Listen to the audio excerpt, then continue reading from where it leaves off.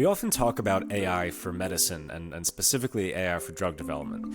What ways can artificial intelligence technologies, machine learning technologies be applied to make the process of identifying drug candidates and creating new medicines faster, more efficient? But the nuance and challenge in that is that maybe we can create drugs more quickly, but that doesn't mean we can get them in people's hands more quickly, because in between finding the drug and using the drug, there is a vast ocean called the clinical trial phase. And depending on all the specifics, that phase could take years. Well, Faro Health is working on smoothing out and speeding up that clinical trial process, and they're using artificial intelligence technologies, large language models, to do so. And today, Faro's CTO, Patrick Leung, is here to tell us all about it, and to talk about a bunch of other fun things that came up along the way. If you are new, welcome. If you're not new, welcome back. Thank you so much for being here. This is the Deep View Conversations.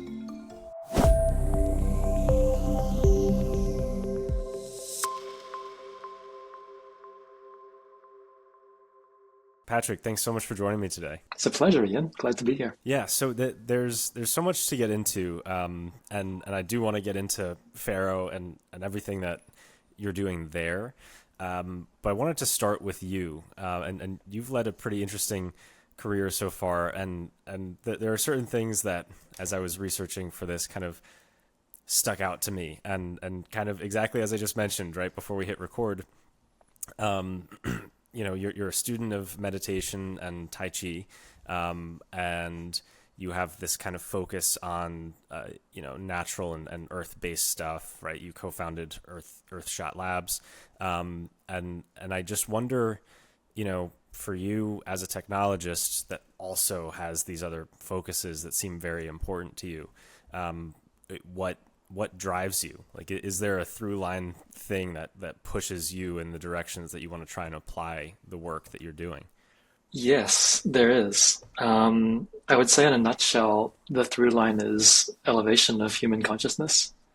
And meditation and Tai Chi and yoga are all ways of doing that on an individual level. And increasingly in my career, I've been really drawn to projects that have a real mission, that in some ways contributes to elevation of human consciousness at the collective scale. So at Earthshot, it was restoration of really important biospheres on our planet. And at Faro Health, it is essentially alleviation of suffering and, ensuring that people are able to live healthy lives. The individual level, I guess, that you were talking about with like the yoga, like the private practice compared to the collective push, I guess, that you're interested in. And it's interesting because sometimes to me, it seems that there's a conflict, like that these things are not always aligned with each other. Just speaking very broadly, there are applications of technology that are being leveraged to do good for the planet. But then building that technology is maybe not good for the planet. And technology can do good things in certain applications, but then, when we meditate, right, it's kind of put your phones away. I want to be away from this thing and kind of center myself. And so how do you find and maintain a balance there? Do you find that these things are in conflict with each other? They're only in conflict with each other if you let them be in conflict with each other. And of course, we are in this interesting situation where technology has, in some cases, been used in ways that are antithetical to our well-being. And we see that, again, at all scales. We see that at the macro scale, where there's widespread destruction of ecosystems all over the planet, and various health issues on mass scales arising from unhealthy food and lifestyles and so on. And also on the individual level, when we just use our phones and they're designed to kind of keep us, glued to them through various ways of keying into human behavior and the way our brain works. And so I think that, yes, technology, it's always kind of like a double-sided, like sort of a double-edged sword, in the sense that it can be used for really good things, prolonging human life, alleviating suffering, and so on, as well as not so good things, the things I just mentioned. And I think it's up to us individually and collectively to figure out the right way forward in order to live better lives and be happy. So it's an individual kind of a thing. It always comes down to an individual thing, always. The choices we make in our own lives, this is what we have control over. Our internal state, our way of being, the way we move in the world, our words, our actions. These are the things we have control over. These are the things that help shape our lives. It is an interesting landscape where, yeah, it does come down to the kind of individual choice, how we choose to use these things. When it comes to certain technologies, and I feel like AI has been an example of this because it is proliferating quickly, and it is also being pushed pretty aggressively. I mean, like I think of rollouts, like the AI search rollouts and stuff, where you had existing software or existing platforms that now have AI in them. It's getting harder to, if someone chose that their individual choice was I don't want to use this or whatever, it's getting harder to not. I wonder what you think about like the collective decision making, that phase that we're kind of at right now, with regulatory bodies, with federally in the US, things are not really moving. In Europe, they have the AI Act, but now they want to kind of roll back some aspects of their regulation to inspire more innovation. And it's that, the kind of unhindered innovation versus we're going to tighten down how these things are kind of used, in a way making some of these individual choices at scale. Is there a right approach to that? Do you think anyone's getting that right? I think it's still early stages. Like, this is all happening so quickly that we haven't really necessarily had the time to sort of truly respond to it in an organized way. And I think there's not a broad necessarily sort of agreement on what the risks really are. There are certain kind of basic things like, these models sometimes make things up when they're not sure what to say, and they sound very sure of what they're saying. So this is something that we ran into with Faro very quickly when we started to try to use Gen AI to generate clinical protocol documentation, is that it always, these large language models, these LLMs, are always game to do what you ask them to do.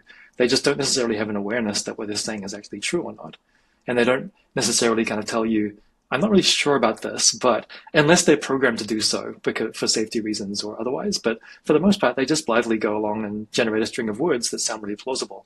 And I think this is sort of maybe a milder thing that we need to be careful about. And we've certainly built in safeguards and entire systems within what we're doing within our product at Faro for clinical protocol documentation generation. But I think there are other risks. As this technology gets more widespread, as it gets more advanced, which we can see on all those different kind of capability measures, that there's more and more human endeavors that the AI systems are becoming really at least human level competency at, faster and faster. There's a risk that we start seeding many functions over to these AI systems without fully thinking through the implications. And I think it's something that we really need to be careful about. Like, it's so tempting, especially since we all live in very much a capitalist kind of ethos of efficiency is good, profits are good, this is what we're sort of optimizing for, to essentially say, well, AI is cheaper, especially as processing power becomes more powerful and so on. AI will become cheaper and cheaper and cheaper to do the same thing.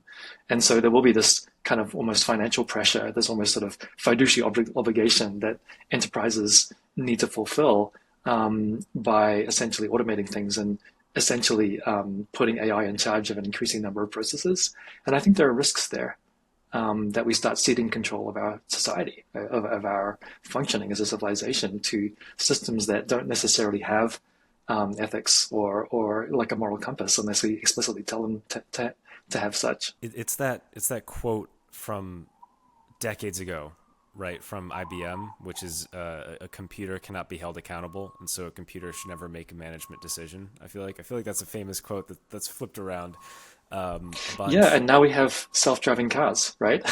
And there's all these sort of questions about who is accountable and so on. But this is a real thing, right? People have died in self-driving cars or as a result of colliding with self-driving cars. And this is a very real situation where we're ceding control in some cases of something that has the power to actually take human lives if it's misused or if it has really bad bugs.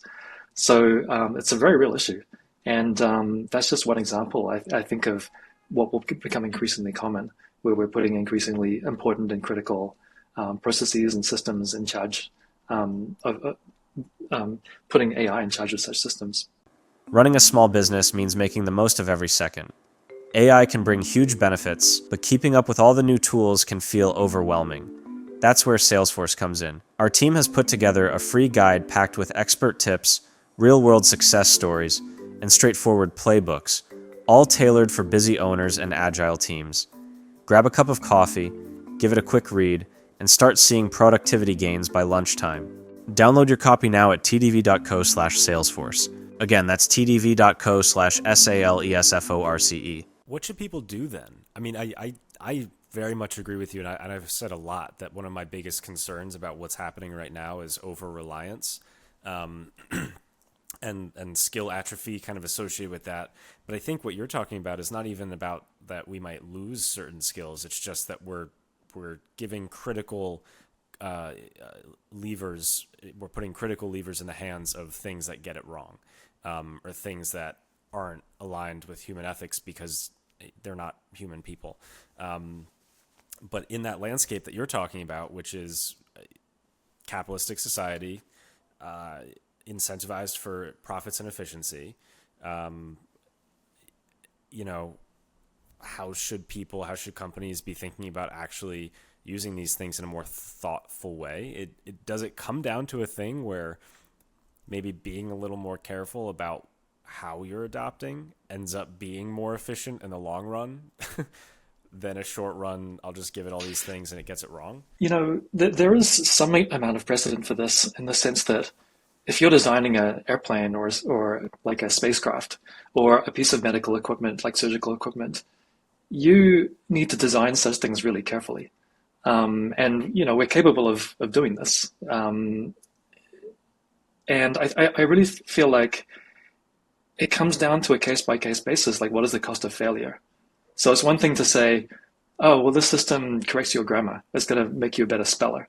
Well, the cost of failure is extremely low. Maybe it makes you look a little bit silly if you get it wrong. But if you're developing a self-driving car or a system that kind of controls the traffic light, system in a city, then the cost of failure is much, much higher. And so that's when I think there needs to be some kind of oversight. There needs to be some sort of quality process that goes beyond, hey, let's just do our best and hope there's not that many bugs, right? And so I do feel like there is a spectrum of different applications where the cost of failure should determine the amount of, kind of rigor and oversight and potentially even regulation that's required to really put such systems into production. And, in the pharmaceutical industry, we have this. We have this very extensive process with the FDA, whereby a new drug or just any sort of drug trial really has to go through hoops to get anywhere because of safety issues and proving the efficacy and all this kind of thing. And I think that as more systems become automated and there's more AI involved, maybe we have to more things like that. Because I think that leaving corporations to their own devices to just sort of do the right thing, it doesn't always work. It's not guaranteed to work at all, unless there's public outcry or unless the government sort of steps in some way. I mean, we're seeing this writ large in the last sphere I was in, which is, environmentalism, climate change, and all of that. Like, companies that really emit a lot need to be regulated. Otherwise, we're never going to make it through this climate gauntlet we're going through. And this is what the Paris Climate Treaty was all about and everything. And so the same way with pharmaceuticals, with climate change, I think that when there's systems that really we're putting human lives or human well-being in the hands of, that they need to be really carefully looked at, very carefully designed and examined. Would you say kind of like the way that nuclear energy is handled with kind of these international partnerships and bodies? would you want to see a similar thing that's responsible for oversight and third-party analysis of higher level systems that pose higher than whatever X amount of risk, right? We don't care about the grammar stuff necessarily, but if you're using it in this way, let's take a look at it before you hit deploy. For sure. I mean, nuclear power is an example of something where the cost of failure, of meltdown we've seen is extremely high and can be, can echo through the generations as far as its impact on people's health and, the environment and so on. And perhaps some kind of classification scheme where we have a 5-point scale or something that determines sort of risk, cost of failure, however you want to phrase it. And then we have some different process depending on each category. And we've seen that work, that kind of scheme of classification work out pretty well in other areas. We can switch to Faro now. We've kind of mentioned it, talked around it, and you mentioned the clinical trials FDA, right? And so this is what Faro does, applying AI to clinical trials. But let's start in a more broad space, I guess. And if you could walk me through the problems with clinical trials today and why AI is an answer to those problems. Yeah, well, you can sort of sum up the problems by one of my favorite examples is looking at Eroom's law. So Eroom it's kind of like a dark joke where Eroom is more spelled backwards. And Eroom's law states that, and this is held over the last 50 years, the cost of bringing a new drug to market doubles every 9 years. And so that's held for decades now. And so that's a pretty dire situation. And there's a bunch of different factors. There's a bunch of different reasons behind that, ranging from regulatory shifts, ranging from the introduction of new techniques that are much harder to sort of test for and require much more complicated clinical trials, range to logistical costs, you name it. But this effect has conspired to make new drugs really, really hard to develop. And it takes now upwards of 10 plus years, $1 to $2 billion, depending on the therapeutic area and the drug and so on. These are huge numbers just for one drug. And so AI, of course, one might think on the surface, well, this is perfect. We need to automate things. Clearly, this is an untenable situation. We need to bend the Eroom's law curve downwards, and we're going to automate things like clinical writing to do that, or the very design of clinical trials. And this is exactly what we're doing at Faro. We're using AI to help design better clinical trials and get them documented and submitted to the FDA sooner, and hopefully avoid costly amendments that delay the trials by 6 months or more, costing $100 million or more potentially for the full trial. So these are the kind of numbers we're talking about. However, when you get into the details of actually applying AI to do these things in the context of something as critical as introducing a new drug to market, then quality is really, really super important. And having correctly generated content that will pass muster with the FDA and will be really accurate and result in a really successful trial. This is a really, really interesting challenge. And that's what sort of drew me to Faro in the first place, was the opportunity to really apply AI in this way that has a positive impact on human society and is also really challenging and hasn't been done before. You mentioned just then, and you mentioned this earlier as well, the importance of accurate output and that massive reliability challenge that the impact of this unpredictable lack of reliability and the fact that language models won't say, I don't have enough data to answer that question, that the risk of that goes way higher as you get into these more higher stakes operations. Now, Faro says that, for these reasons, out of the box language model solutions won't cut it. You guys build purpose-built models. And so what do those models look like? Are you dealing with language models? Are you dealing with systems of interconnecting different kinds of models, small language models, large language models, older machine learning algorithms? How did you solve, or how are you attempting to solve that problem of reliability so you have something that you can apply here? Yeah, so we definitely don't build our own models per se. Like, we use off-the-shelf models running in secured, isolated environments. However, what we've found is that we need to break the problem down. It's not enough to just say, okay, LLM, go generate a section of a protocol or go generate a whole document. It just doesn't work. Um, simply because the LLM, again, it's been trained on a whole bunch of data that's out there, a lot of documents, including clinical documents, but it's not actually an expert. And it never really will be an expert, but we can try to make it act like one. And so what we realized was that we need to spend a lot of time preparing and providing the right inputs into the model to actually generate decent kind of candidate documentation.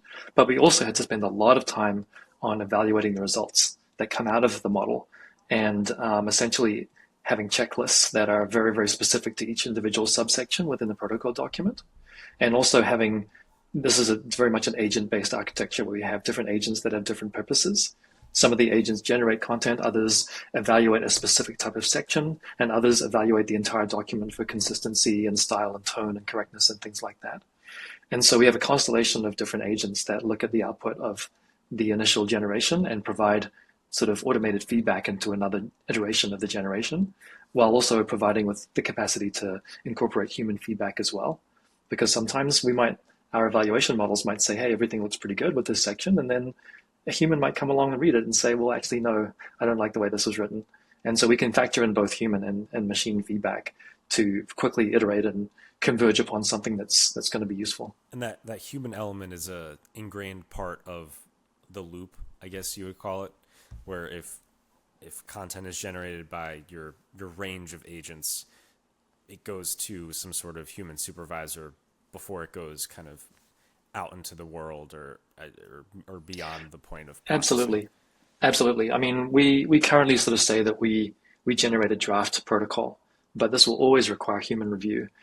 Simply for to continue on the theme of kind of risk and cost of failure, like these are very high stakes documents that typically take maybe even months to write. And so it's certainly worth a sponsor's while to have someone look over the output of the AI and provide feedback and so on. I might also add that one really critical thing that Faro has that I think few others really have delved into to the extent that we have is really modeling clinical trials in a very detailed, meticulous way. And so we've built this tool that allows you, using this really beautiful interface, to kind of enter a clinical trial into the system and then introspect it and find out insights like, hey, what's the patient burden of this? Are patients even going to enroll in this trial? Or is it just going to be too burdensome? There's too much blood draw, or there's too much time spent at a site. What's the cost and complexity of this going to be? A site's going to go for it, And so knowing these things up front, like really early on in the process, is really very, very valuable to sponsors who want to create high quality trials that are likely to enroll patients, that won't run into amendments with the, with the authorities and things like that. And so this is essential also for generating high quality content because we have this very rich structured data set that essentially is used for reporting, but it's also used for generating documentation in a really accurate way. And so previously, these trials have been designed in Microsoft Word itself, which blew my mind. It's maybe hardly surprising that we're suffering from Moore's law, from Eroom's law, in a world where we're designing such complicated plans that can span many, many years and hundreds of people and so on in Microsoft Word. Yeah, that is crazy. The thing you were just talking about, where now a sponsor before anything even starts can kind of get these insights into, is this too burdensome, right? Will people actually enroll? These types of important pieces of information. I wonder about the risks of bias in impacting those insights if there's not an additional, I don't know, like a second opinion on these insights. Because I guess I'm curious too how that impacts, or how often that actually impacts whether a trial gets trialing or kind of doesn't. And just thinking about the point that you had made earlier about the over-reliance on systems, right? If we know that systems are biased based upon their training data, just as a simple kind of rule of that, if their impressions of who would enroll or whether people would enroll might become twisted or maybe are not the exact truth and they impact whether a trial goes ahead, is that a concern? It is a concern, absolutely. One thing I'll say is that there's a certain class of insights that we've had in the tool for some time that are straight up analytics. And so what we're doing is essentially looking at the whole structure of the trial and figuring out, based on all the different patient visits and all the different patient arms and all this kind of thing, what's the overall cost going to be? What's the overall patient experience going to be? And this doesn't involve AI at all. This is just straight up sort of adding things up in a way that's in line with the design of the trial. So that's not really something subject to bias.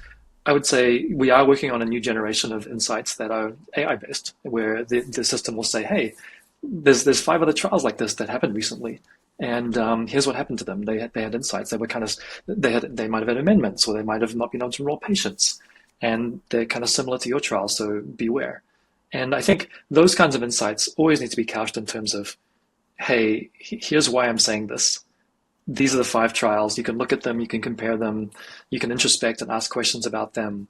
But it's not like we're saying we're predicting based on your trial that the X, Y, and Z is going to happen, because that's sort of a risky thing to do.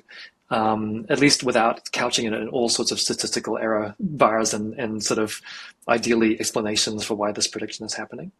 So, but I will also add that in some ways the system can be used to bust through biases. Like, there is this kind of tendency, because of the complexity of these trials and because historically there haven't been really great tools to design them, that people just sort of, for lack of a better term, this is more of a metaphor, but they kind of copy and paste and say, we've seen this, historically with many clinical trials, is that they kind of over time become bloated and become bigger and bigger because people copy and paste and say, well, what about this assessment? What about this measurement? Let's add this. Let's get more data, without understanding what the impact of that is on the patient, or on the trial costs and risks and complexity and so on. And so what our system allows you to do is kind of bust through that and say, well, what's really necessary? Maybe even start from scratch without copying and pasting, or taking a bloated trial and saying, how do I make this better? How do I strip away? What's the implication of stripping away these measurements, or which measurements are not really needed? This kind of thing. And so we're hoping that over time, this will really result in higher quality trials all around. And yes, there have historically been biases, for instance, in trial design, notably around patient selection and patient enrollment. So believe it or not, if you take different people of different gender and different race that have the same height and weight, the same molecule has quite a different effect on their bodies, quite a different response due to genetic factors and otherwise. And so that means that you really need to enroll, ideally, like a very diverse kind of patient set. And historically, a lot of trials haven't done that. And so that's something that I think that there's different factors like that sponsors need to take into account when they design these trials to ensure that they are free of bias. Yeah, it's a really good point. And the blend of different solutions, I think, is an interesting one too. Like the straight up analytics alongside AI based things and stuff. And I think importantly, the way these things are presented, I think is so important. Like how you were mentioning, when we move to these AI based insights, couching it in whatever statistical errors, or this is just an impression, but here's all the sourcing and you should check it yourself, right? I think how we present information coming from these systems, how we talk about these systems in general, in some cases is almost more important than the systems themselves.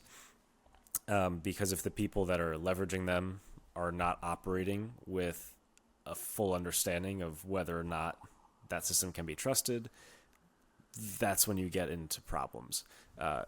Yeah, exactly. And so as we develop these AI insights, I think it's really important that we have this intermediate layer that you're starting to see if you go into you'll notice in GPT now, when you go into 4.5, there's this new sort of deep research mode that really kind of, it's almost like a stream of consciousness. Like, here's what I'm doing now. And, here's my strategy as I look into answering this question in a really in-depth way. And you're seeing kind of pages and pages of stuff appearing. And so some variant of that, where if you want to, you can kind of open the hood and just see, like, where are you getting this from? Like, why are you saying this? What's the reasoning?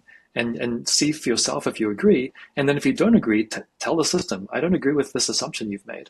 Or you want to try the X, Y, and Z instead of this other path of research that you made, and be able to actually sort of direct the system to research things or think in a way that conforms with what you need for that trial. You had also mentioned the evaluation of the models that you're fine-tuning with your data set.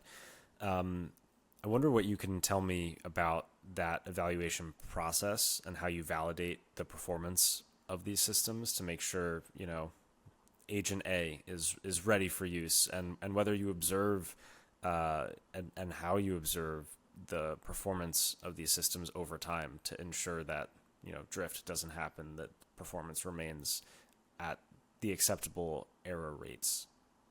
Yeah, well, we have these evaluation agents that essentially look at the output that's been generated and assess it, and very specifically saying, like, do you mention this very specific thing about contacting the patient afterwards, in this section? Stuff like that, like really, really clear questions that are much less ambiguous than kind of trying to generate a whole bunch of text. And this is also where having clinical human experts on the team is absolutely critical. Like, we develop those checklists over time with the help of our clinical staff. Our own CEO, actually, the CEO and founder, Scott Chatham, is a clinical scientist. And so that really, having that kind of DNA in our company really helps, because we can put together checklists that really ensure that we're covering all our bases as far as the clinical output that we're generating. And so it's sort of a way of embodying the relevant parts of knowledge of a clinical expert into the tool, into the system, so that output actually, even though we can't kind of train the LLM to be a clinical expert, we can give it enough guidelines and enough kind of rules and so on to kind of act more or less like a decent one for some range of different trials and documents and so on. So that's the strategy we've taken, and it's working out pretty well. And over time, of course, these checklists become refined. The users also can add to the checklists if they have their own requirements that we maybe didn't think of, or that are particular to their organization, they can add to them as well. So it's a very flexible kind of system that we've developed. And it's an ongoing process, but we're finding that approach works pretty well. Is this for you specifically, for the place that Faro is playing? Is there a factor of job replacement going on here? Because it doesn't sound like there is. It sounds like the human element, the clinical element is important, and it also sounds like you're kind of offering something that didn't really exist, like filling a separate gap rather than replacing something that does exist right now. Yeah, I mean, this is pretty much the whole history of technology, right? Like, what is technology even for, really? It's to make things easier, right, and automate things. And so, yes, of course, there's a lot of fear out there, rightly so, that technology will disrupt people's jobs. But it kind of always has in many ways, right? Like when word processors came out, that disrupted a lot of people who were really good typists and things like that. And just the whole kind of history of humanity is kind of sprinkled with these kind of technology disruptions. I think in this case, yeah, it is definitely, there's a lot of people who are afraid for their jobs with AI. And I think in some cases, there will be fewer jobs needed of certain roles, but they're definitely, the way I think about this is that there's no way you're replacing a clinical writer with AI anytime soon.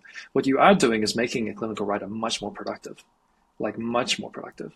And so that might result in some disruption in the job market, but I'm sure there's ways of retooling there. And also sometimes, like I remember, I'm trying to, as I'm speaking, I'm trying to remember what this article, just more about this article I read, where there was some medical job that people, I think it was radiologists. Yeah, that's right. So you might recall that before this whole LLM revolution, there was this kind of revolution in imaging, right? And image recognition.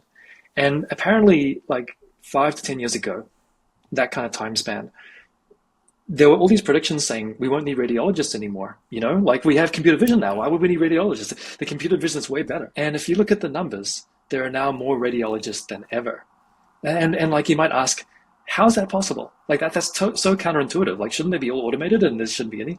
So the answer is that actually the bar for getting imaging done just got lowered by all of this automation. And so now people are having more imaging done than ever for things that maybe normally would be sort of cost prohibitive, or you wouldn't be able to get into the radiology clinic to do it because there's too many people. Whatever the case may be, it's actually resulted in a great expansion of demand. And so now there's more radiology jobs than ever. That's a pretty amazing thing. Now, I'm not saying that's going to happen with every single job that's affected by AI. I'm just saying there's an existence case for the reverse actually happening, where it just shifts the availability of a service to the point where there's more jobs. So I think it's just, it's not as simple as oh, AI is coming for our jobs. I think it's much more nuanced than that. Yeah, I would agree. It's a lot more nuanced. The radiology example is very interesting. And yeah, that has not happened. We still have radiologists. And for a lot of these things, especially in the higher stakes, I don't see an environment where we don't have these people, just for a trust element. High cost of failure means more need for human oversight. Right. It's just as simple as that. Like in the medical domain, it's not going to be like correcting your grammar or making pretty pictures on Midjourney at all. It's there's human lives at stake here, and also billions of dollars, as we've seen, from the numbers I talked about before. We've kind of talked about all the work that Faro is doing. Wait, what can you tell me about the results? How much faster? Like we know clinical trials, the time from drug, hey, I might have found something, to that drug being in production could be 10 years right now. How much faster or slimmer is that timeline getting because of the work that you're doing? I think so first of all, we published a paper with Merck, just looking at the impact of using a study designer like Faro to optimize a trial. And that study concluded that the cost savings were like about $120 million for a trial. So that's super significant. Even to like a giant company like Merck, that's really significant. In terms of time savings, well, I think the average amendment for a trial costs, 6 months. And every day that you delay the launch of a drug, on average, there's a tough study from a few years ago. On average is $500,000, $500,000 a day. That can be more for certain types of trials. That's the average. So do the math, like 6 months to a year. Let's just say the average trial has a couple, like 2 or 3 amendments. So you're talking about a year and a half of delays times $500,000 per day. It's a lot. It can be $100 million or more just from amendments. And then you're talking about, well, how long does it take to actually write a clinical document? I mean, we're focusing on clinical protocols right now because that's the kind of the keystone of the entire trial. That's what the trial is laid out and defined. And that's the kind of gateway you got to get through before you can kind of proceed with actually executing the trial. But there's tons of other documents. And so we can cut that down from order of a month or more to, maybe even a day. We're getting there to the point where we can come up with an entire draft of a trial within a day. But there's tons more documents than that. There's ICFs, there's like the lab report, there's like thousands and thousands of pages of documents that get generated. And so we're just getting started here. I'm really excited by the possibilities.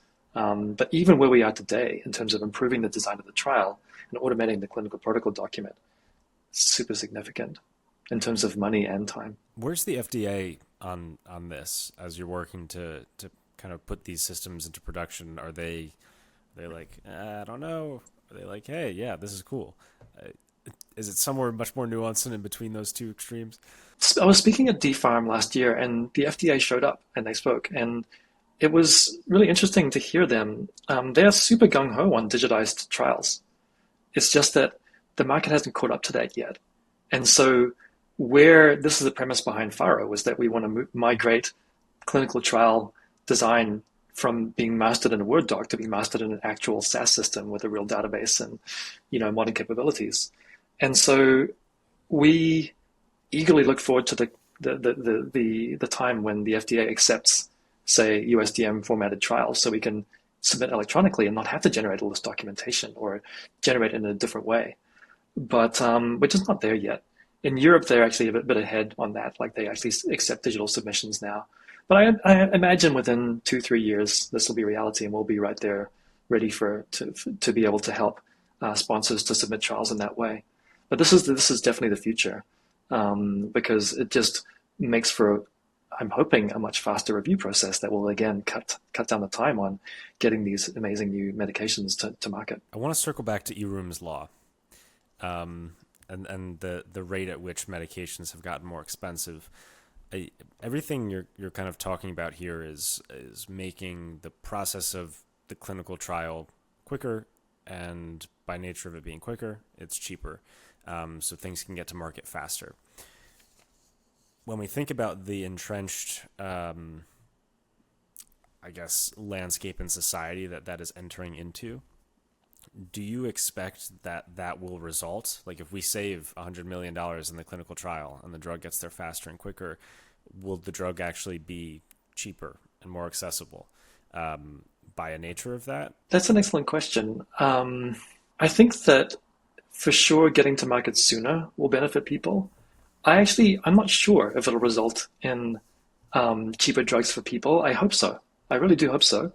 Because in principle, if your cost basis is being, first of all, if your cost basis is being reduced, you maybe have the opportunity to offer the product at a lower cost. Second of all, if the barrier to entry for designing drugs and getting them through a process in the first place is lowered, in principle, that should result in more competition, which will drive down prices. Because lowering your cost basis means maybe you might drop the prices, but unless you have competitive pressure, maybe you won't. Because again, your first duty is to your shareholders and all this kind of thing. But with more competition, I think, and a much wider range of pharmaceuticals being pushed through the pipeline with the FDA, then in principle that should result in low prices. So it's nuanced, but I'm hoping that both sooner as well as cheaper will be the eventual result of all this. Hopefully, I would imagine our best hope on that front is the competition driving down prices, which is an interesting point. And I guess we'll just have to see what happens. And you would also mention that, so right now Faro is focusing on the kind of clinical documentation stuff, but there's a lot of other areas of documentation that you can look at. And so I'm wondering kind of what's next for you guys. I know, right, you're kind of focusing on this one area, but do you have like this roadmap kind of laid out of this is where we're going to go next, this is how we're going to get there, these are the areas that are ripe for us to kind of jump into? On the clinical writing side, there's a whole string of documents, many of which are actually kind of simpler than the protocol document. Like compared to the protocol document, the ICF, the informed consent form, is relatively simple. It has a lot of the same data. It's kind of a subset in some ways. It's just pitched at a very different audience. It's not sort of aimed at the clinical scientist level. It's aimed at just the general populace. And so the style and tone is quite different. But we can adapt our content generation system pretty easily to adjust for tone and level of complexity and detail, and be able to generate that as well. So there's a whole string of documents. However, there's other areas, as I sort of alluded to before, where we're really pushing the envelope with AI. So one has been developing a really comprehensive structured repository of clinical trials. And so there's hundreds of thousands of trials out there on clinicaltrials.gov and elsewhere, the UDRA European site as well. And so they're all in PDF form, right? So they're all completely unstructured. And so we've developed this AI-powered pipeline where we pick those documents apart and we essentially build up a knowledge graph of that document, incorporating images, kind of free text, blurbs, as well as structured information like tables. And we're building up this sort of comprehensive view on the schedule of activities, the schema, and so on, so we can really provide insights and analytics on all the public trials that are out there. And so why would you want to do that? Well, for a start, benchmarking, so the ability to compare the trial you're developing with other trials out there and sort of see how it compares. And also for doing the kind of things I talked about before, where we can sort of make inferences around, is your trial likely to require amendments with the FDA? What are some suggestions we might have for the design of that trial in order to avoid those amendments? How might we simplify this trial to reduce the patient burden, things like that. And so this kind of AI-led design is another area we're really going into, and it'll factor in this, AI-extracted repository of trials, as well as AI-based inference to really dramatically accelerate and improve the effectiveness of designing high-quality clinical trials. So that's an area we're super excited about as well. So there's a lot going on. We're applying AI in many different ways here at Faro. Just more applications, more types of documentation, more ways of thinking about the systems. Are these all for all these different areas that you're kind of pushing into, like that, the one that you had just mentioned, are these rooted in the same technologies, right? You kind of mentioned the off-the-shelf language models that you fine-tune.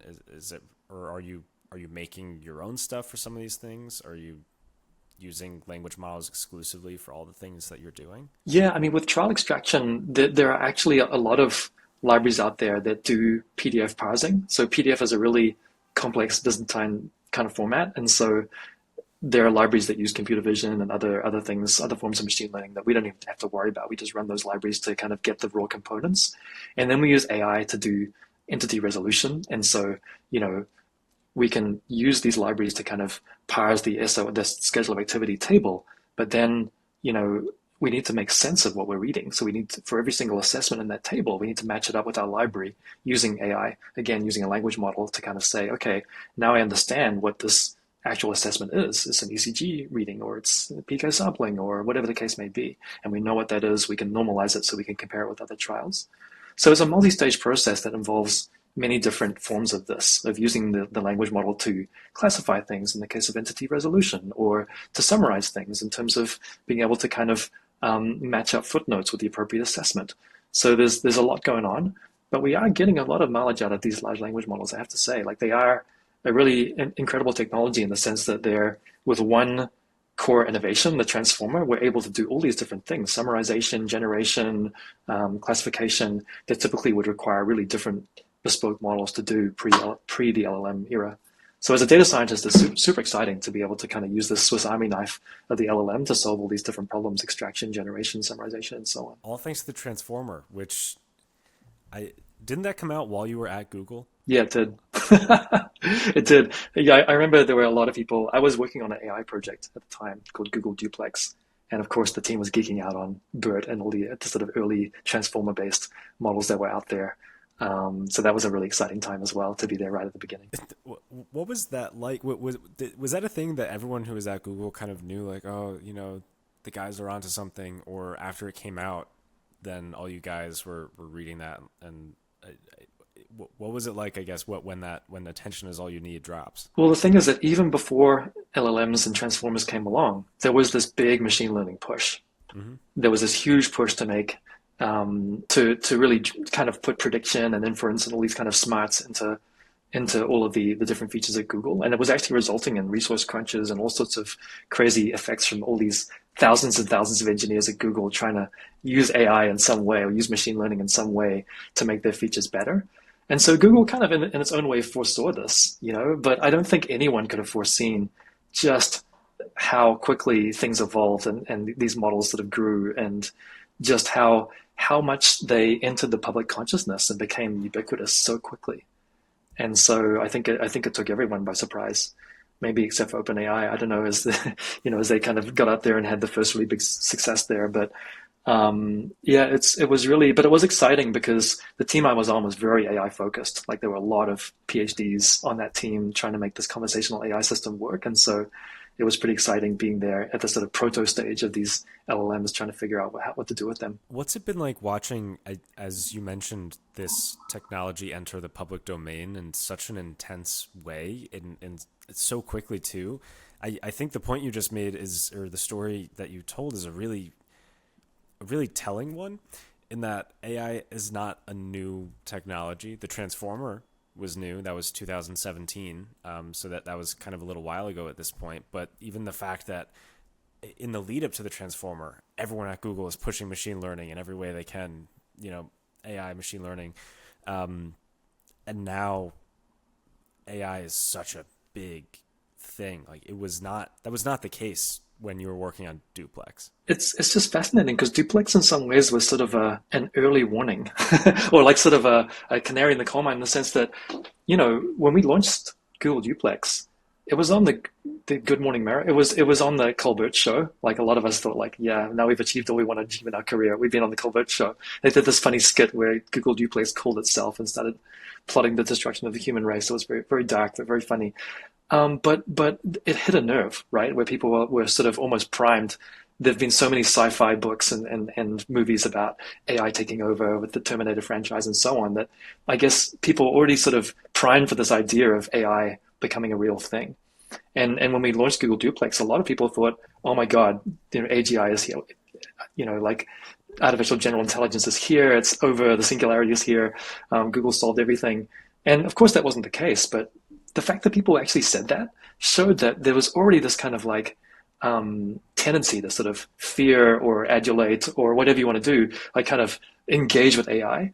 And so in some ways, OpenAI, something like this whole LLM revolution had to happen because we already kind of believe this at some level, like AI will start becoming human-like in its capabilities and so on. And so, yeah, but that said, having lived through like the very beginning of my career was during the dot-com boom. That's the only comparable thing. And that was really nothing compared to this in the sense that it was very specifically oriented around the web and, e-commerce and things like that. Whereas this is affecting everything. Like I said, it's such a Swiss Army knife that you can generate images, you can do classic machine learning classification, you can generate, your homework. Like it's just everyday people, like everybody's using this because it's useful for everyday tasks as well as esoteric things like generating clinical documentation. So it's just fascinating to see a technology that's just so generally applicable. And it has its limitations, obviously, and it has its risks. But wow, we're living in a really interesting time right now because of this. That's why I do what I do. That that actually very, very smoothly leads me to the last question I had for you. That this has come up, I guess at this point, a pretty decent amount on this show, which is everything you were just mentioning. The kind of the sci-fi that overrides a lot of what's happening, the science versus the hypothetical science, which is really just hypothetical or theoretical. So I'm just curious where you land on this question of tools or synthetic life, digital God, what are we building? What are we leading toward in your mind?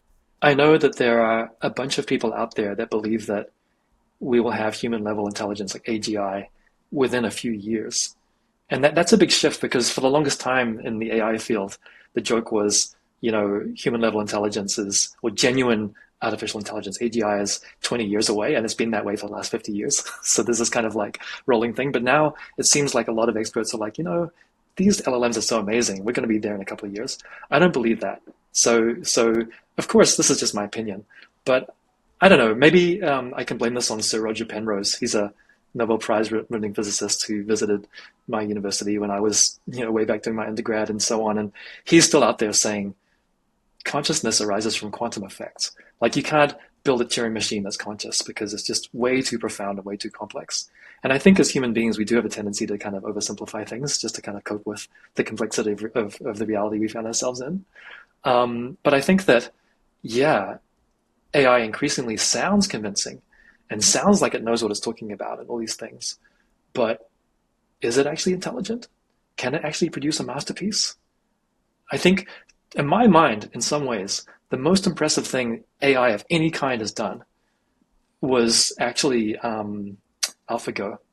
Like there was that moment where the world champion, this Korean guy, I can't remember his name, Lee Sandul or something, was playing was playing a game against a machine that humanity has been playing for the last, 3,000 years, right? It's this ancient game. And AlphaGo made this move that no one had ever seen before. People were just like, what the hell was that? That's unbelievable. Didn't even know what to think of this.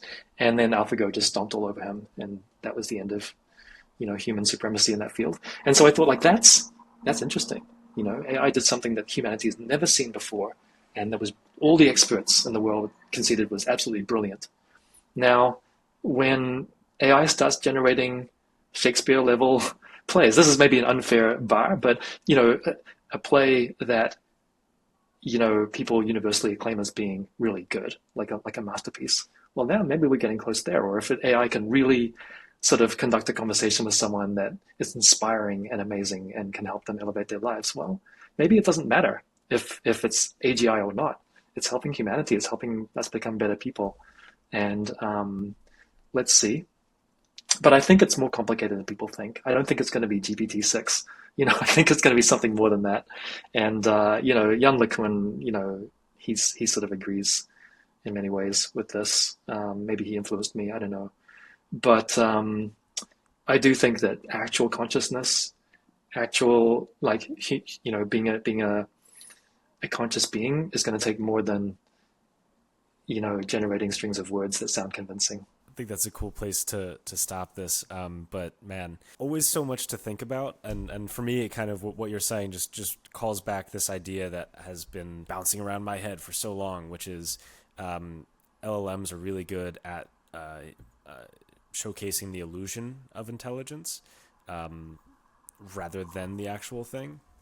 And we're really good at looking at something that is good at playing pretend and thinking that's the real thing. As you said, it's easier to simplify.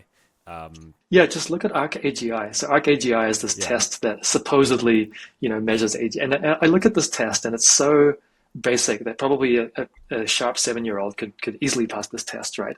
Moving blocks around, matching them up, this kind of thing. And, yes, the machines are getting better at it, but in my mind, that's the kind of thing that shows that we're pretty far away. We're a lot farther than we think. Because things that we take for granted that a child could do, are still on the cutting edge of what we consider to be AI today.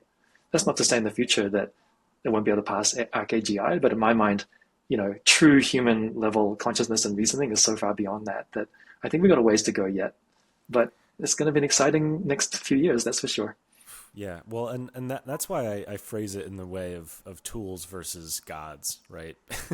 which sounds dramatic, but to me, a lot of it, and as we talked about earlier, is how these things are presented, and if they're presented as tools, like the hydraulic press for enhancing our muscles, but for our minds, we have a very different conversation than if they're being presented and discussed about as so much more, which I think to your point about human consciousness, human intelligence being a lot more complicated than we give it credit for, which to people who study it, they give it a lot of credit for being super complicated because they don't really understand how it works, which is the fascinating thing for me. Like the more I study AI, the more impressed I am with what goes on in my and our heads. And so it's just...